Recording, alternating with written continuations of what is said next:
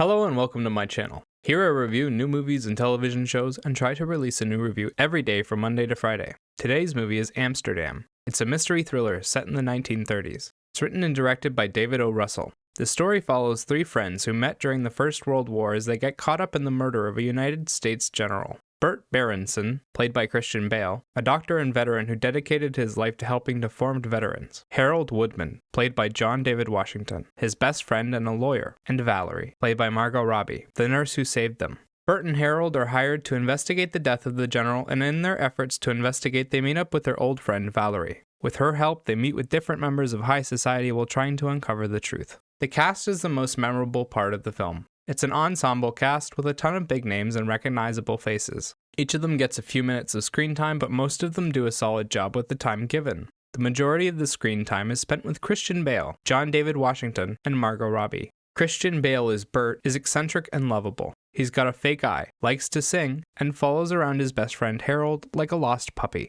He's always experimenting on himself to try and find new medications, and he always has time to stop and help a veteran in need.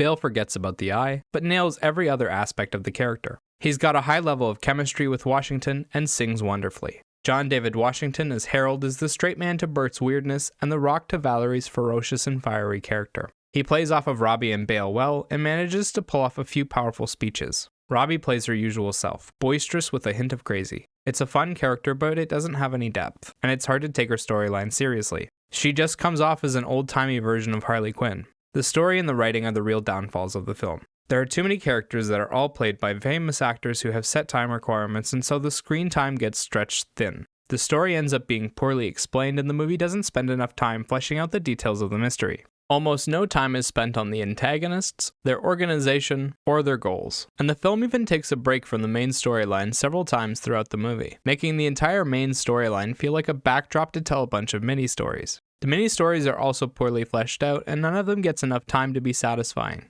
The film just tries to cram too much into too short of a time span, and none of it ends up being well done or memorable. There are a lot of weird little quirky characters who are completely irrelevant to the story and didn't need to be there. Detective Hiltz and Get Weiler, Milton King, and Taryn Milfax, characters that take up 5 to 10 minutes of screen time and don't add anything but jokes. The dialogue is overcomplicated and awkward. There's a few good jokes here and there, but I didn't find myself laughing out loud. Just a minor chuckle or a puff of air here and there. Most of the characters will spend a minute or two waxing poetic, but have very little substance to add. The production quality is decent, but nothing stands out enough from either the soundtrack or visuals to make up for the writing. The soundtrack is made up of Hollywood boilerplate tracks and a few original songs that are used effectively and do add quite a bit of flavor to the film. Christian Bale, John Washington, Margot Robbie, and a few other actors from the cast sing quite a few of the original songs throughout the film, and it's a nice addition to their characters. The one pet peeve I have here is that I think the film is afraid to let the actors do their job. It's constantly sticking music under dialogue in an attempt to influence the audience's perception.